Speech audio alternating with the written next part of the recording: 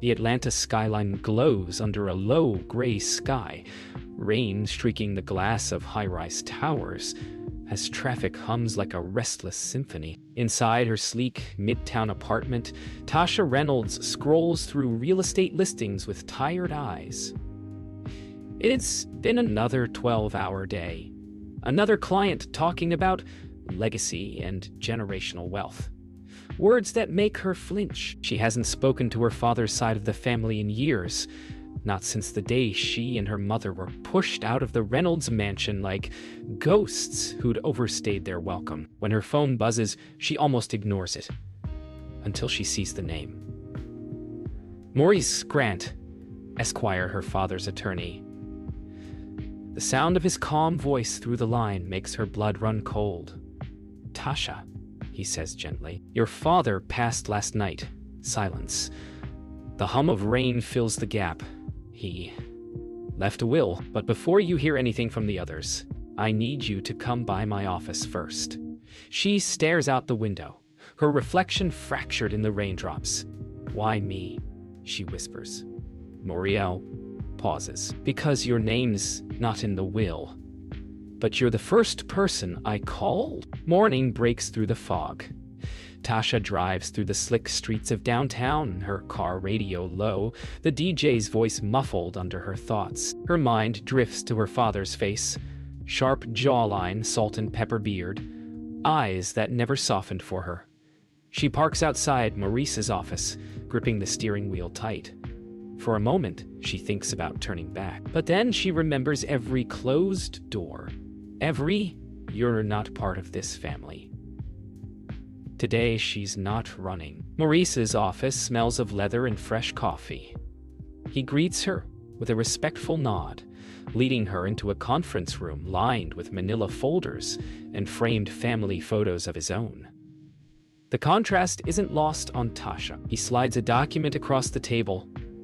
"Your father made his final will 3 years ago," Maurice says. "He left everything to CJ and his wife." Tasha doesn't flinch. "Not outwardly, so why am I here?" she asks. Maurice leans forward, lowering his voice. "Because he also wrote a sealed letter addressed to you. And he asked me not to open it until after his death." Maurice hands her the envelope.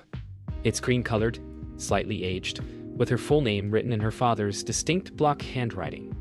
Natasha Lynn Reynolds. The weight of it feels heavier than paper. She hesitates before opening it, her fingers trembling. Inside is a single sentence. "The house on Pine Bluff is yours." Her chest tightens. Pine Bluff. The old property her father built when she was a child, before everything fell apart. She looks up at Maurice, disbelief clouding her eyes.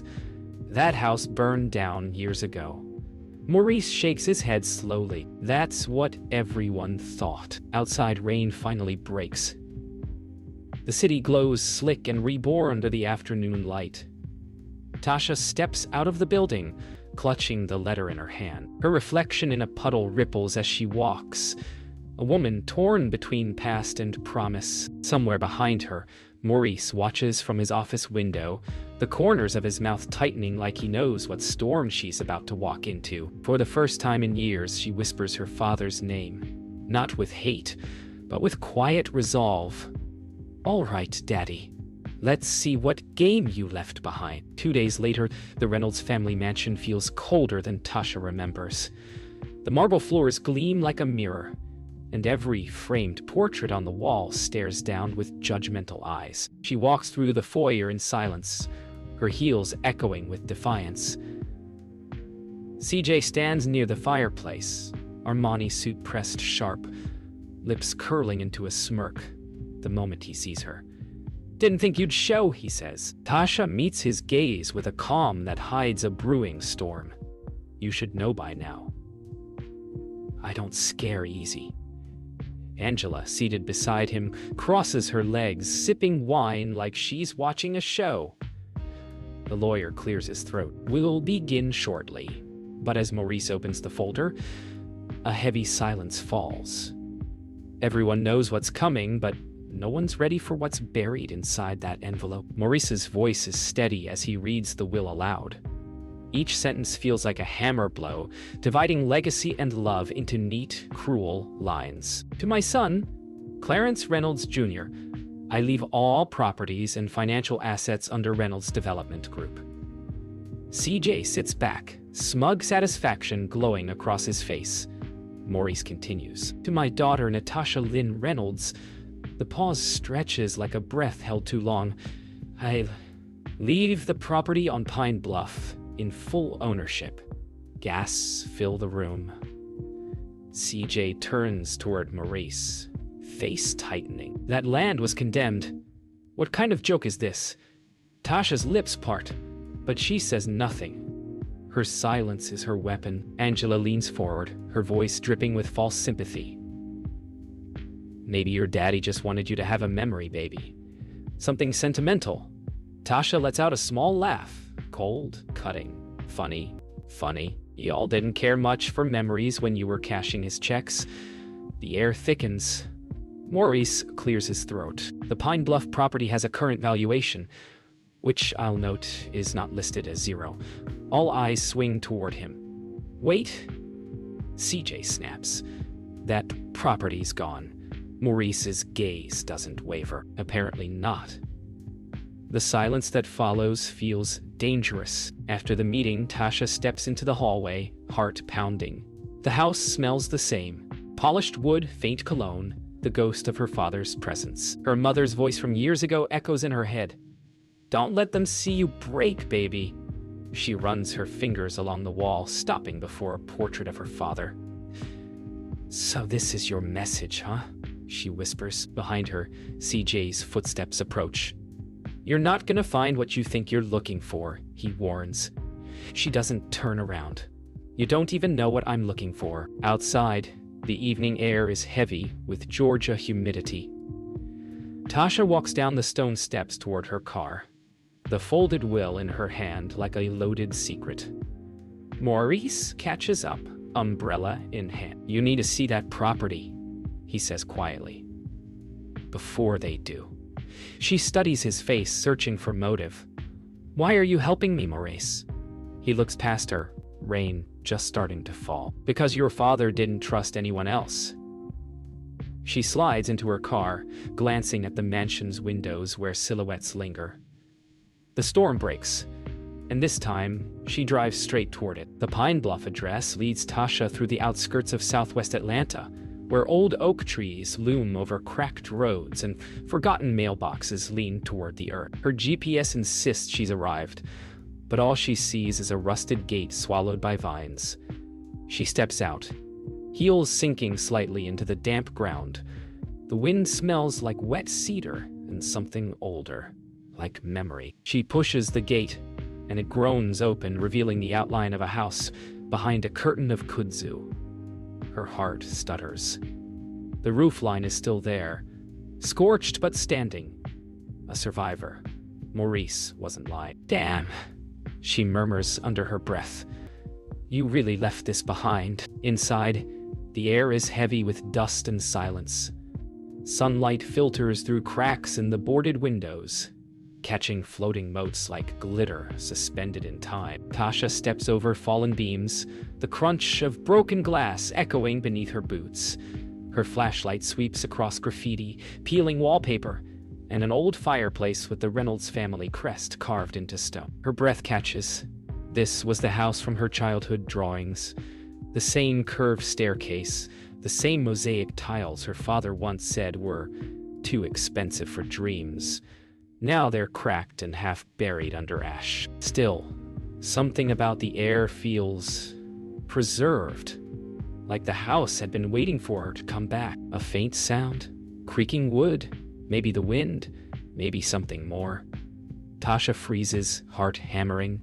She turns her flashlight toward a back hallway, where a faint metallic glint catches her eye. A locked cellar door, partially hidden behind fallen plaster. She crouches, tracing the outline of a Reynolds Development emblem carved near the handle. Her father's signature. You always loved your secrets, she mutters. She grabs a nearby crowbar left by squatters and prees it open, dust and cobwebs falling over her hands. The smell of earth rushes up like a secret finally breathing. The cellar walls are lined with boxes. Not junk, but organized files, blueprints, and ledgers. Her flashlight flickers across one label. E. Reynolds Trust. Her mother's initial. Confusion gives way to disbelief. She flips through papers, deeds, receipts, bank ledgers showing transactions tied to her father's company, but under her mother's name. Tasha's breath trembles. He was still paying you, Mama. She sinks against the cold wall, papers clutched to her chest. The realization hits. Her father never forgot them. He just hid them away, protecting something from someone. Outside, the night deepens.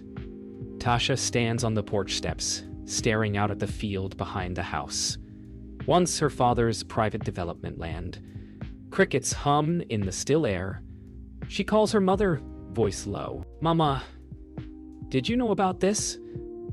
There's a long pause, then Evelyn's tired sigh.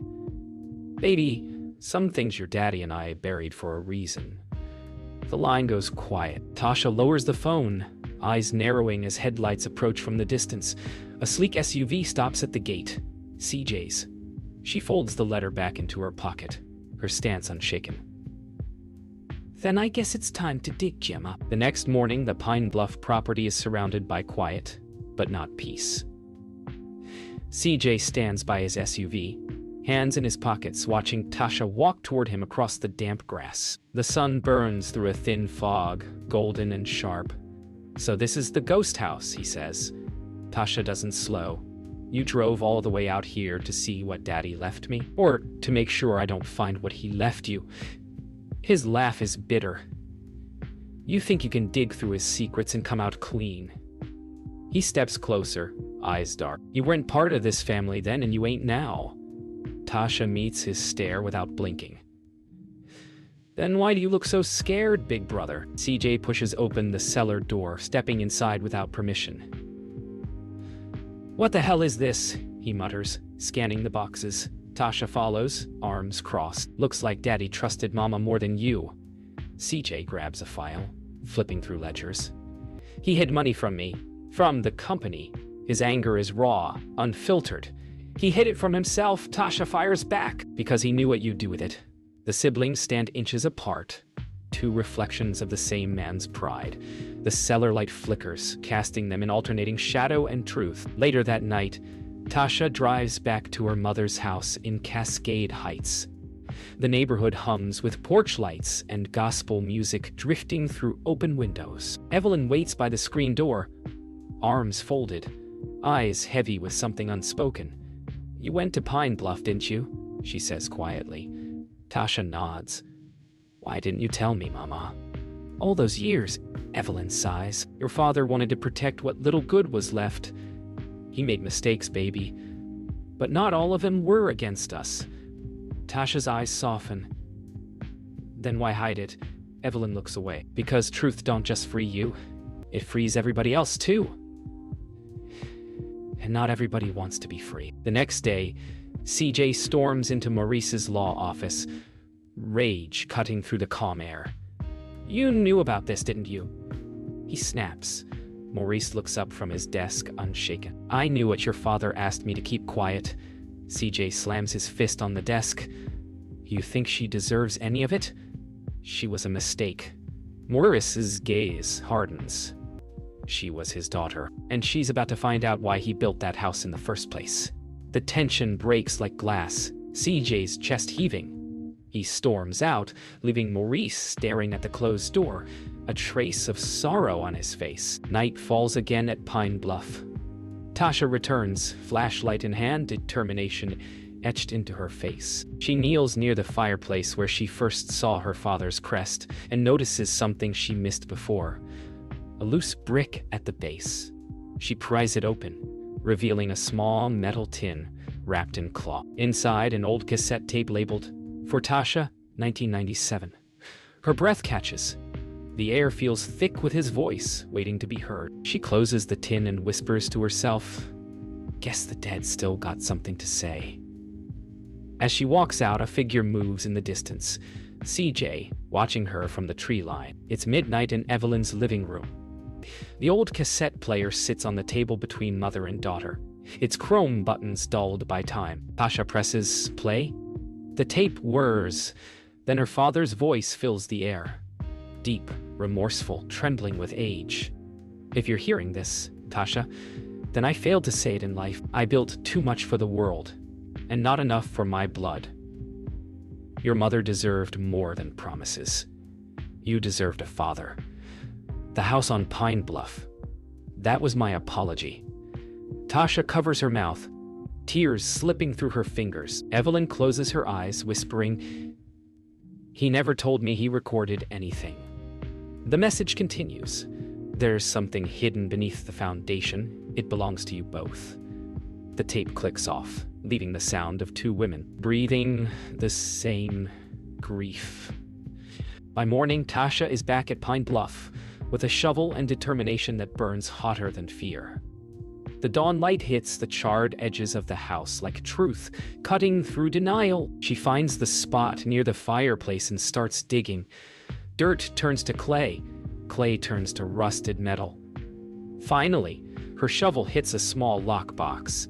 Her pulse quickens. She kneels, brushing away mud until letters appear engraved on the lid.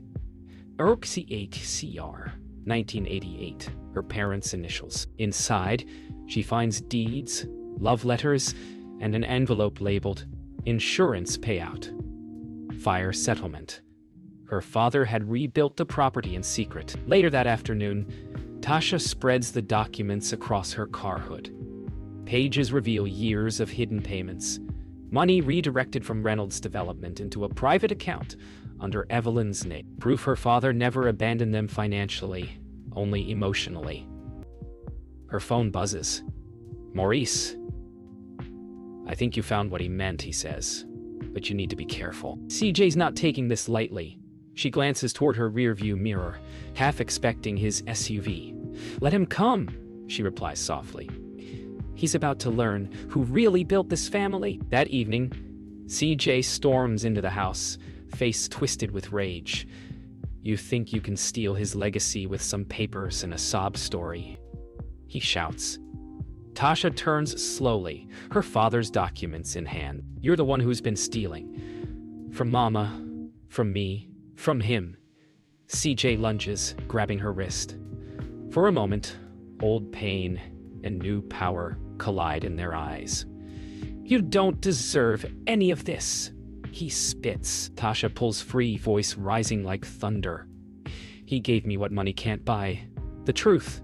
And that's worth more than every damn dollar you ever touched." Hours later, after CJ storms out, Tasha sits on the porch steps, the cassette tape playing softly beside her. Her father's voice fades in and out like an old hymn. If legacy means anything, let it be forgiveness. She watches dawn break again, a second chance painted in rose and gold. Evelyn arrives, wrapping her arms around her daughter's shoulders. "He found a way to make peace after all," she murmurs. Tasha nods, smiling through her tears. Mama, he did. Now it's our turn." The next day, Maurice calls Tasha to meet at his office. The rain has returned, soft and relentless. Inside, he spreads out folders across the glass table, his tone heavy but calm. "Your father's company is in trouble," he says. After his death, CJ refinanced the properties under his own name, illegally. If this gets out, the estate could collapse. Tasha leans back, processing. "So the money wasn't the legacy," she murmurs. "It was the lie." Maurice looks at her with quiet admiration.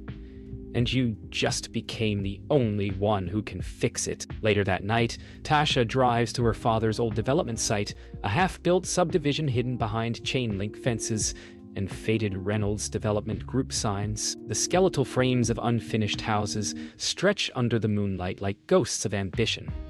She gets out, rain soaking her hair, walking through mud and silence. She finds the cornerstone of the largest foundation slab, carved with her initials, and a date from her childhood. A secret dedication. "You built this for me," she whispers. Lightning flashes overhead, and for the first time, she feels pride rather than pain. Back at home, Evelyn sits in her salon after closing hours, staring at a framed photo of her younger self and Clarence Sr. The bell jingles. It's Maurice. "He always loved you," he says gently, even when he didn't know how to show it. Evelyn exhales, her voice brittle. "Love without honesty don't last, Morris." He steps closer, placing an envelope on the counter. "This is the paperwork to transfer Pine Bluff into your name and Tasha's." Clarence wanted it that way. Her eyes soften, glistening. Maybe love lasts longer than we think. CJ sits in his car outside Maurice's office, watching from a distance as Tasha exits the building. His grip tightens on the steering wheel, veins pulsing. Angela sits beside him, makeup perfect, but expression trembling. "You're losing, CJ," she whispers. "She's not who you think she is anymore." He glares through the windshield. "No, she's exactly who I thought. Her father's daughter. Her father's daughter." Angela sighs, tears forming. "Then maybe you should stop fighting her and start forgiving him." CJ looks away, but his silence says everything. The next morning, the sun returns. Tasha stands before a notary at the county clerk's office, signing the final transfer of Pine Bluff, half to her, half to her mother. Maurice watches proudly as the stamp hits the paper with a crisp thud. "You just reclaimed everything they said you couldn't have," he tells her. She smiles faintly. "I didn't reclaim it," she replies. "I rebuilt it." The camera of life finally pans outward. No longer a victim of inheritance, but the architect of her own. The Reynolds mansion is alive again, not with joy, but with reckoning. The family gathers in the same room where the will was read weeks before. The air hums with tension. Tasha enters head high, wearing a cream suit sharp enough to cut the silence. CJ stands near the bar, drink in hand, eyes cold but uncertain. Maurice stands by her side, carrying a folder thicker than before. "We're not here to argue," Tasha begins calmly. "We're here to close a chapter." Maurice lays out the documents, property records, bank statements, and one signed confession from CJ's own account. "Everything stolen from the trust," he says, "has been recovered." CJ's smirk fades. Angela lowers her gaze. Tasha looks around the room, her father's portraits reflecting the fire in her eyes. "Guess Daddy knew who could finish what he started." CJ's voice cracks like glass. "You think this makes you family?" He snaps. "All this, it was mine." Tasha steps closer, lowering her voice until it's a whisper that slices through him. "It was ours. You just forgot what that word meant." CJ looks at her, rage mixing with regret. For the first time, he sees their father's fire in her. Not in anger, but in control. "He loved you," Tasha says softly. "And he loved me. He just couldn't love us together." CJ's jaw tightens, then finally breaks. He turns away, shoulders shaking, tears blending into the soundless room. Outside, rain begins to fall again. Soft, forgiving. Tasha walks out of the mansion and down the steps where she once stood in humiliation. This time, her stride is steady. Evelyn waits at the curb beside a moving truck marked Pine Bluff Restoration. "LLC, you ready to start over?" her mother asks. Tasha smiles. "Not start over, start right." Together, they climb into the truck, engine rumbling like a heartbeat, heading toward the house that love built twice. Weeks later, Pine Bluff stands reborn. The once burned walls gleam in fresh white paint, the air filled with the sound of hammers and laughter. Workers move with purpose, and Tasha stands on the porch, clipboard in hand, her company logo embroidered on her jacket. Reynolds Legacy Realty. Maurice arrives with coffee. smiling. Your father would have been proud, he says. Tasha looks out at the property, her father's last gift, now hers to complete. Maybe, she says, but this time it's my name on the deed. On a quiet Sunday morning, the finished Pine Bluff home hosts its first family gathering. Laughter spills from the kitchen, gospel music hums low, and sunlight dances across the table, where framed photos of Clarence now rest. Tasha pours her mother tea, then pauses as her phone buzzes. A voicemail from the bank. Ames. Reynolds? The voice says. Yes, executor of the new Reynolds Estate Trust. Your first disbursement has cleared. Tasha smiles, her eyes wet but shining. Guess I got the last laugh after all, she says softly, lifting her cup toward her father's portrait. But this one's for you.